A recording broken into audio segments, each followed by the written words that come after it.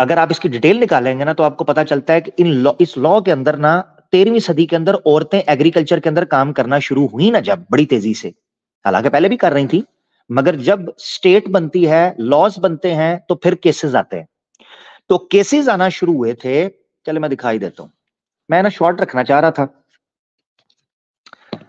मैंने इसीलिए कहा शायद ना वो बन जाएगा।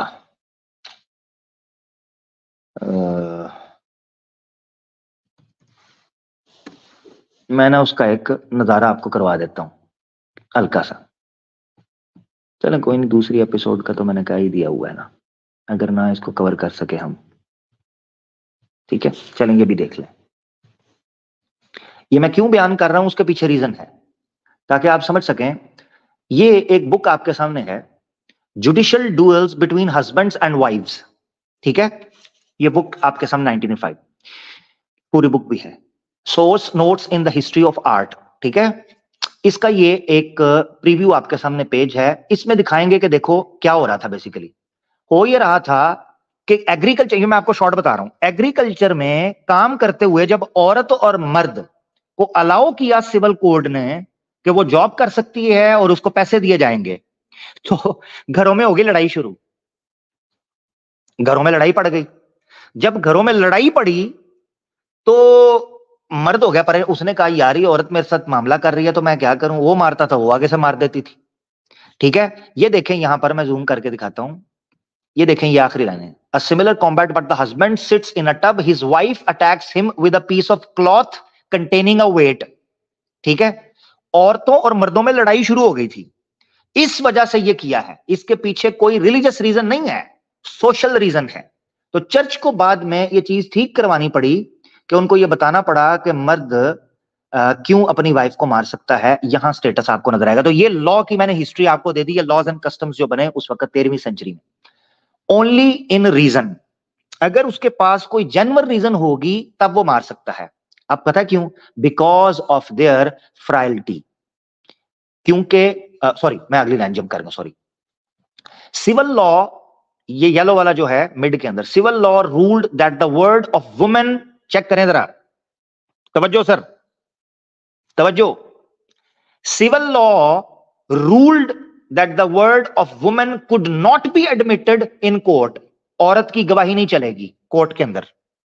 यह स्टेटस था औरत का क्रिश्चियनिटी की तालीमात की वजह से, बिकॉज ऑफ देयर फ्रैलिटी, क्योंकि वो ठोकर खाती हैं, गलती कर देती हैं, मिस्टेक करती हैं, बुद्धू है, पागल है, ये वर्ड है कि उसके अंदर नुक्स पाया जाता है, ऐब है, इस वजह से कोर्ट के अंदर उसकी गवाही कबूल नहीं होगी।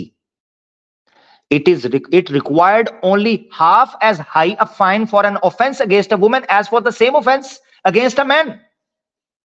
औरत को दुगना जुर्माना होता था मर्द के मुकाबले के अंदर। अब सुनना जरा, कोई कह रहा होगा कि यार शायद छोटी और नॉर्मल औरतों की बात हो रही है।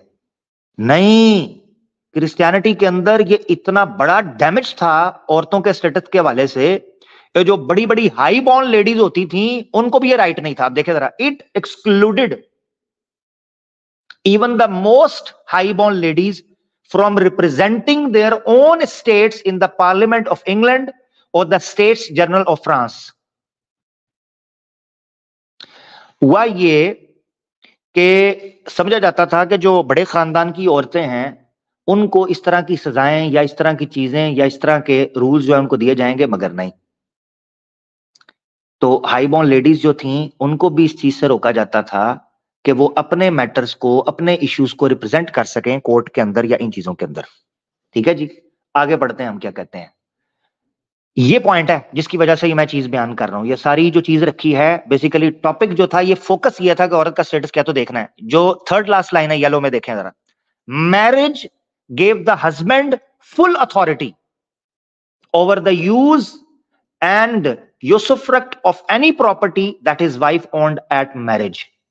औरत की सारी जायदाद, सारा पैसा मर्द के हाथ में चला जाता था, जैसे मर्द शादी करता था उस औरत से, बेड़ा गर्क हो जाता था।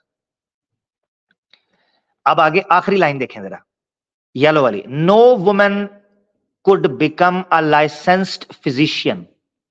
औरत के पास इतना भी अधिकार नहीं था। इवन 13th सेंचुरी तक, जैसा कि मैंने आपको बताया, जो एज ऑफ फेथ है, द स्टोरी ऑफ सिविलाइजेशन का जो वॉल्यूम है 4, ये कवर करता है कितने टाइम को? 300 ईस्वी से लेकर 1300 ईस्वी, 1000 साल का टाइम।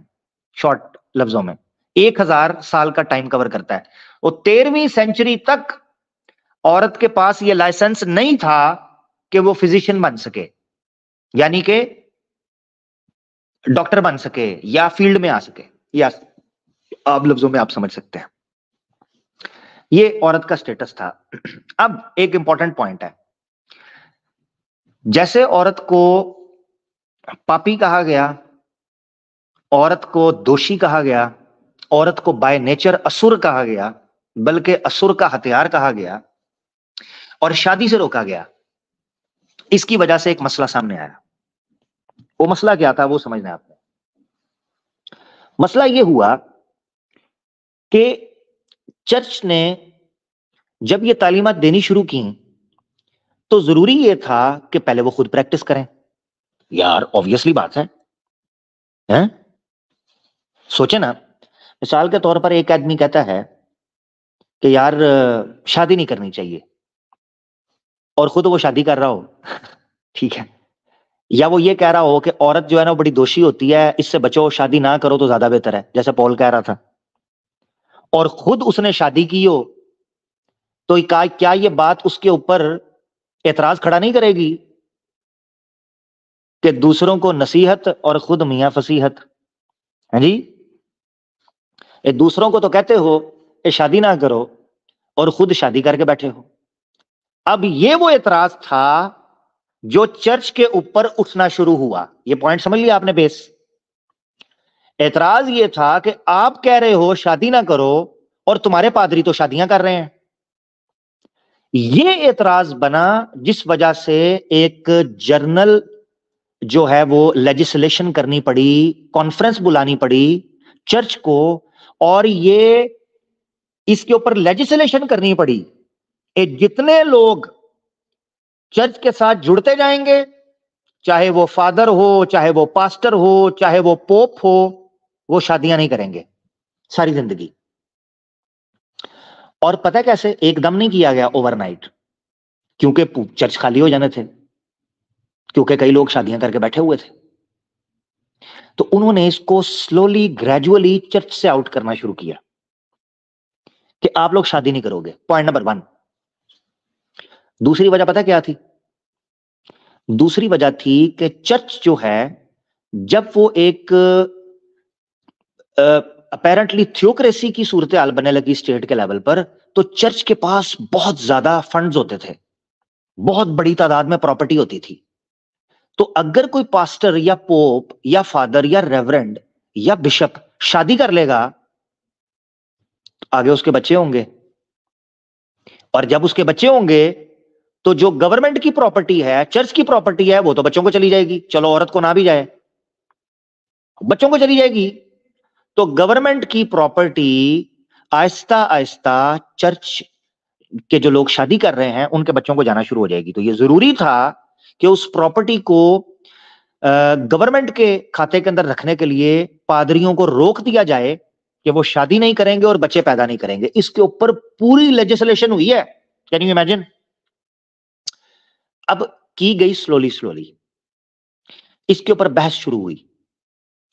आज से 1024 साल पहले, नहीं पूरे 1000 साल पहले, राउंड अबाउट 1000 साल पहले चर्च बैठे, और चर्च ने बैठ के ये कानून पास किया कि मिनिमम जो चर्च के साथ जुड़ेगा वो शादी ना करे तो बेहतर है, या शादी हुई है तो बीवी को त्याग देगा, और अगर बीवी रखनी है तो उसको बिल्कुल भी अटेंड नहीं करेगा, उसको अटेंशन नहीं देगा, उसको टाइम नहीं देगा, अगर आप चाहते हो।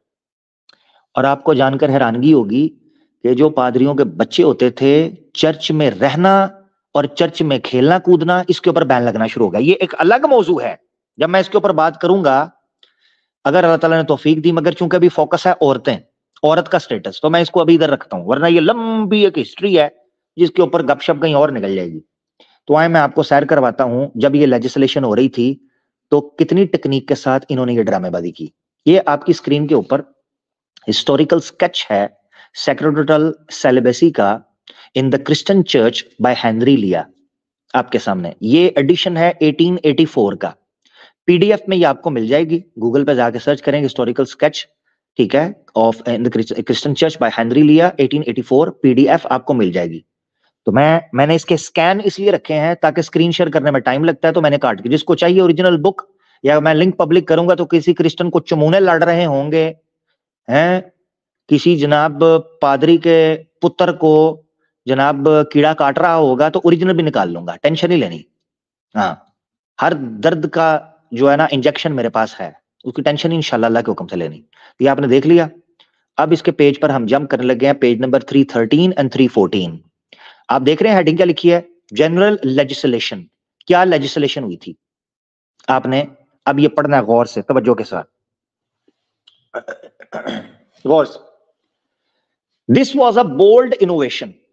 क्या चीज, कि जो पादरी होंगे ना उनको शादी नहीं करवानी, उनसे शादी रोकनी है किसी तरीके से। ये मैरिजेस का चैप्टर पूरा चल रहा है, कहेंगे तो ओरिजिनल बुक भी निकाल के दिखा दो पूरी। खैर, with the exception of a decretal of Urban II, ये पोप था एक, in 1090, to which little attention seems to have been paid. We have seen that previous to Calixtus, while the sacrament of marriage was held incompatible with the ministry of the altar and with the enjoyment of church property. मेरा point याद है आपको? अब ये गौर से सुने। जो कैलेक्सटस था, इसके टाइम के ऊपर इस चीज के ऊपर जोर दिया गया और यह कहा जाने लगा कि शादी जो लोग करके बैठे हुए हैं ना, यह चीज इनकम्पैटिबल है मिनिस्ट्री के काम के साथ। और जब चर्च के कॉन्टेक्स्ट में मिनिस्ट्री बोला जाता है तो उसका मतलब यह है जो चर्च ड्यूटीज और रिस्पॉन्सिबिलिटीज देता था पादरियों को मुख्तलिफ शहरों में काम करने के लिए, ठीक है। तो क्या कहता है, कहता है जो शादी का संबंध था ये विरुद्ध जाता है, इनकम्पैटिबल है, मेल नहीं खाता with the ministry of the alter and with the enjoyment of church property. Church की प्रॉपर्टी लेने हो, ये उसके विरुद्ध जा रहा है शादी का मामला। अब उन्होंने कहा टेंशन नहीं लेनी, स्लोली स्लोली। वो कहते हैं it yet was respected and it's binding force was admitted. कहते हैं यहां तक ये माना जाता था कि ठीक है यार, पादरी ने शादी कर ली है, हो जाता है कनेक्शन थोड़ा सा ऊपर नीचे हो जाता है, खैर है। Even to the point of rendering those who assumed it unfitted for their sacred functions.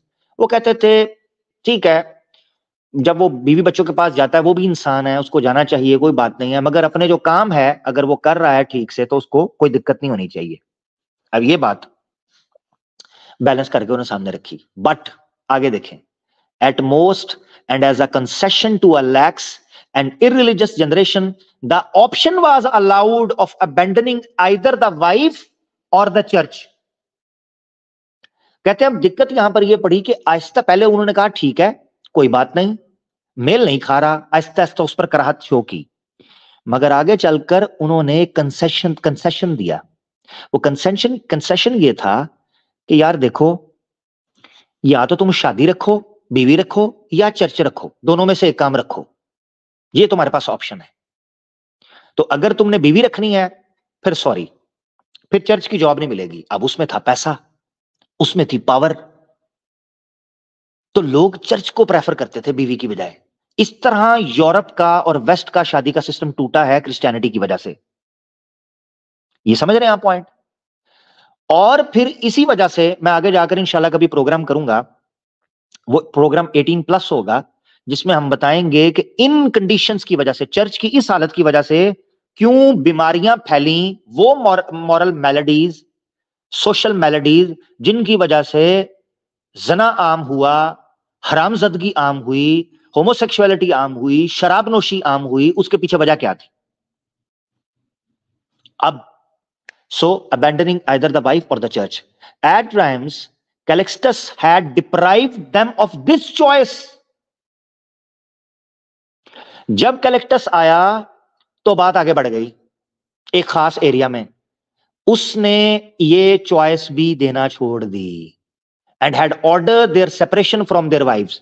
उसने कह दिया कि पादरियों को आज के बाद उनकी बीवियों के पास नहीं रखा जाएगा, अलग कर दो, अलग कर दो। अब कोई पादरी अपनी बीवी के साथ, औरत के साथ नहीं रहेगा। He now went a step further, अब वो इससे आगे चला गया। And by the Lateran canon he declared, अब पॉइंट चेक करना जरा कैसे फैमिली सिस्टम को तोड़ा गया है औरत की वजह से, सिर्फ औरत के पीछे। क्या कहा? He declared the sacrament of marriage to be less potent than the religious wow.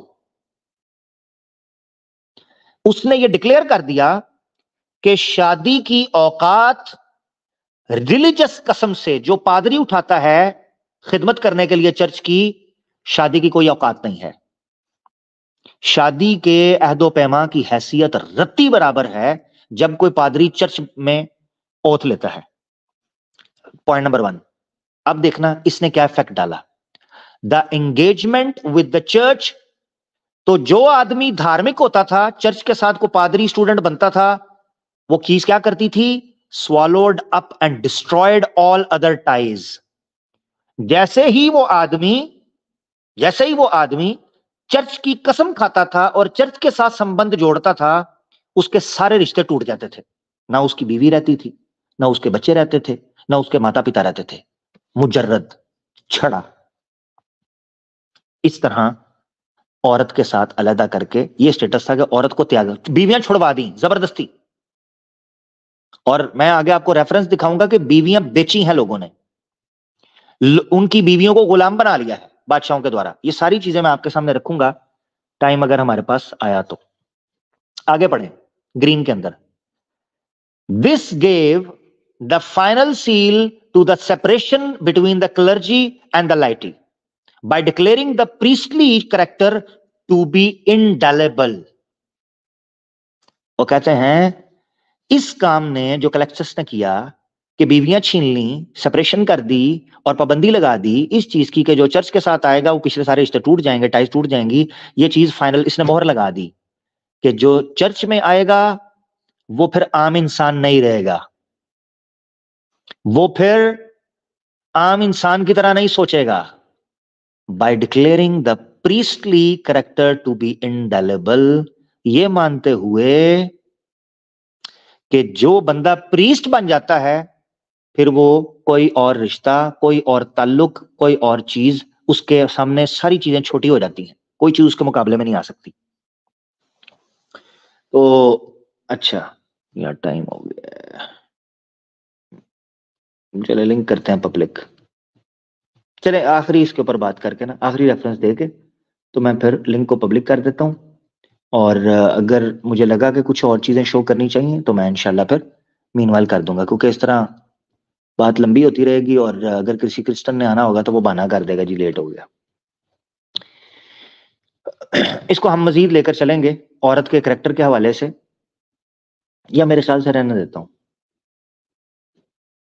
क्योंकि यहां से ना ये जो अगला मैं चीज जहां अगले स्टेप पे जाने लगा था ना, ये स्टेप एक नए चैप्टर को ओपन कर देगा। फिर अगर उसको पूरा एक्सप्लेन नहीं करूंगा तो मजा नहीं आएगा।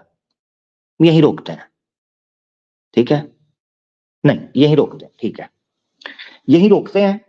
और आगे से हम शुरू, यहां से स्टेटस, मेरे ख्याल से यहां स्टेटस का एपिसोड खत्म हो जाएगा और आगे चलेगा औरत के अहकामात को हम लेकर चलेंगे कि उसको पर्दे का कैसे कहा गया, उसका ड्रेस कोड क्या होता था और उसकी हिस्ट्री हम लेकर चलेंगे अकॉर्डिंग टू द चर्च, और क्या उनके साथ किया जाता था। बस ठीक हो गया, गुड। चले मैं लिंक पब्लिक कर रहा हूं। लिंक जो है वो क्रिश्चियंस के लिए होगा, ठीक है ना? सॉरी, लिंक जो है वो यार वो जो क्रिश्चियन इधर उधर नजर आ रहे होते हैं आए, वो जरूर आए, ठीक है? अच्छा हाँ सॉरी, क्रिश्चियंस आ सकते हैं और हमारी जो मुस्लिम फीमेल्स हैं, हमारी सिस्टर्स जो हैं वो आ सकती हैं, क्योंकि टॉपिक मुझसे रिलेटेड है। जैसे आपको याद है कि पर्दे पर जब हमने स्ट्रीम की थी तो हमने उस वक्त भी औरतों को, हमारी सिस्टर्स हैं, फीमेल्स हैं, मुस्लिम फीमेल्स, उनको अलाउ किया था। पता है क्यों?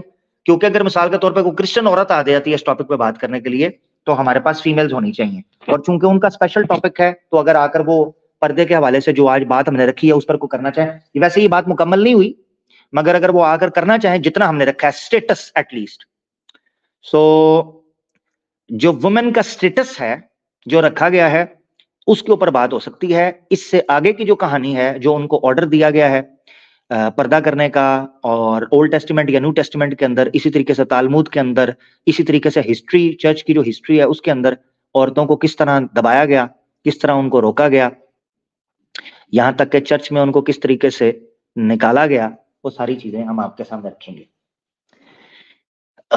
फिर एक रानी की आपके सामने कहानी भी रखूंगा कि जिसके पीछे पोप पड़ गया था, चर्च पड़ गया था, उस रानी के साथ क्या हुआ था, वो 82 साला बुढ़ी के साथ, वो मैं रखूंगा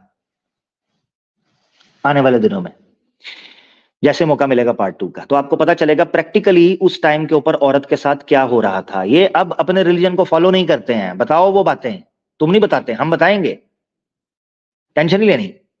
वो 82 साल की बुढ़ी, और ये मैं थोड़ा सस्पेंस के लिए आपको कह रहा हूं, थोड़ा इंटरेस्ट डेवलप करने के लिए, ठीक है। वो 82 साल की बुढ़ी औरत ओदे पीछे पै गए चर्च कि ये पॉलिटिक्स क्यों कर रही है, उसको जान बचा के भागना पड़ा था। और फिर इसी तरीके से मुझे अगर मौका मिला, अगर इंशाल्लाह ताला ने तौफीक दी, तो सलाहुद्दीन अय्यूबी के टाइम के कुछ एक दो, क्योंकि उस वक्त क्रूसेड्स हो रही थी और औरतों का रोल उस वक्त क्या था उसके ऊपर भी कभी बात करेंगे पर्दे के हवाले से, अगर मौका मिला तो मैं उस टॉपिक को भी, ये मैं सिर्फ आपके लिए एक इंटरेस्ट बनाने के लिए, एक नेक्स्ट में कभी हम बात करेंगे इंशाल्लाह, तो उस टाइम पर भी बात होगी कि सलाहुद्दीन अय्यूबी के टाइम पर क्या मामला होगा, उसको भी, उन वाकयात को भी हम डिस्कस करेंगे। और फिर इंशाल्लाह जब इस्लाम के ऊपर बारी आएगी तो फिर हम उसको भी लेंगे, और जो एतराजात इस्लाम के हिजाब के ऊपर उठाए जाते हैं उनको भी हम लेंगे। क्रिश्चियन जल्दी से ज्वाइन करते हैं, बहुत शुक्रिया जी। मुसलमानों ने अल्हम्दुलिल्लाह ज्वाइन नहीं किया, नॉन मुस्लिम ज्वाइन सिर्फ करें, ठीक है ना, क्योंकि आज के टॉपिक के हवाले से सिर्फ और सिर्फ नॉन मुस्लिम मेरा भाई। जी जनाब, जल्दी से आ जाए जी, जल्दी जल्दी आ जाना। की गल है, क्रिश्चियन मार्केट से शॉर्ट हो गया क्रिश्चियन भी। ये मेरे पास किसी ने, मैं क्या करूं या सनातनियों पे बात करूं ये नहीं आते, ओपन क्वेश्चन आंसर सेशन करूं तब नहीं आते, आर्य समाज पे बात करूं तब नहीं आते, क्रिश्चियंस पे बात कर रहा हूं तब नहीं आ रहे हैं। मैं, मुझे यार बता दो कि मैंने करना क्या है, बता दो ना मुझे, ताकि पता तो चले ना जी। एक मिनट जी, एक आया भाई, लेते हैं उनको, ठीक है, रुकिएगा जरा मेरा प्यारा भाई, एक मिनट रुकिएगा, मैं एक चीज चेक कर रहा हूँ जी जनाब, कितने गए ने। अच्छा, लूसीफर किंग हमारे साथ आए हैं, नॉन मुस्लिम है, आप क्रिश्चियन है भाई?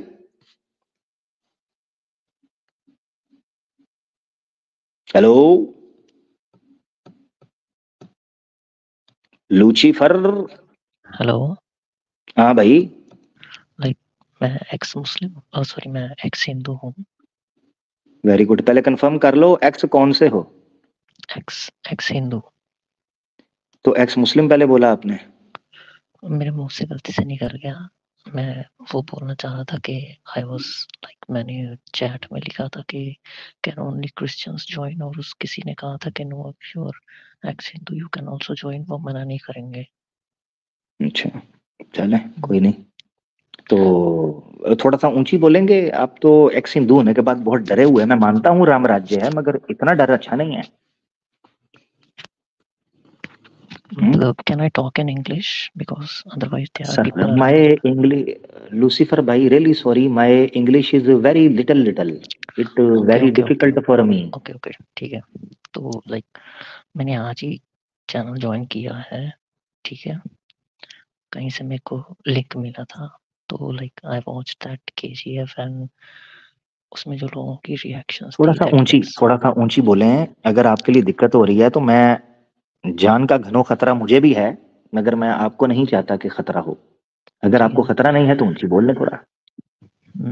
नहीं, उसमें जैसे मैंने देखा कि the reactions of different people कि कैसे उनको फर्स्ट मतलब फॉल्स लगना सारा शुरू हुआ, फिर they went into atheism and वही मतलब it is also my story, same मेरा भी है। किसको किसको लगा?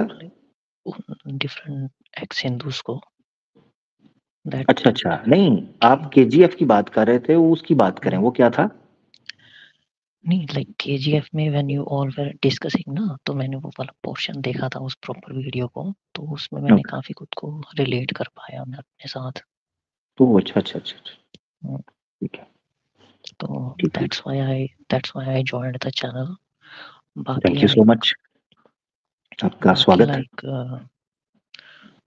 बाकी like currently I feel like an atheist, ठीक है, बट मुझे अगर आप बहुत मुझे सॉरी, आप अपनी एज बताना चाहेंगे? I am 24 years old। 24 years old, okay good, माशाल्लाह you are young, that's good. अच्छा, ये है कि बैकग्राउंड आपका क्या है, मतलब हिंदू फैमिली से आप ताल्लुक रखते थे, तो आई क्या एम मामला है उसका? From I am from Hindu family, yes. एक मिनट जरा रुकिएगा, सिर्फ एक मिनट रुकिएगा। अहलन वसालन सिस्टर, कैसी हैं जनाब? वेलकम ऑन अस्सलाम स्टेज। वालेकुम। वालेकुम बहुत सलाम। शुक्रिया।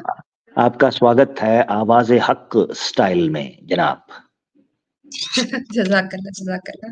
सामाइन ना, को भी सलाम। कॉलर्स ले लें फिर बात करते हैं इंशाल्लाह। इंशाल्लाह, ठीक है, जरूर जरूर। जी लूसीफर भाई, तो आपका बैकग्राउंड क्या, आप मूर्ति पूजा करते थे जी? I use to do it but मैंने लाइक 4-5 साल से छोड़ रखी है। 4-5 साल से? और सनातन धर्म कब छोड़ा आपने? एक्स हिंदू कब से कह रहे हैं खुद को?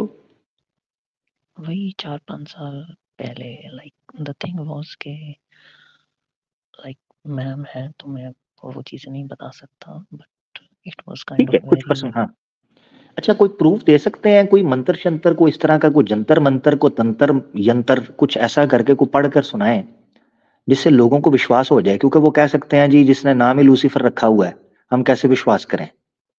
तो आप फर्स्ट टाइम आए हैं, मैं आपका स्वागत है, मुझे आप पे विश्वास है, आप जो बोल रहे हैं मैं उसको ऑनर कर रहा हूँ।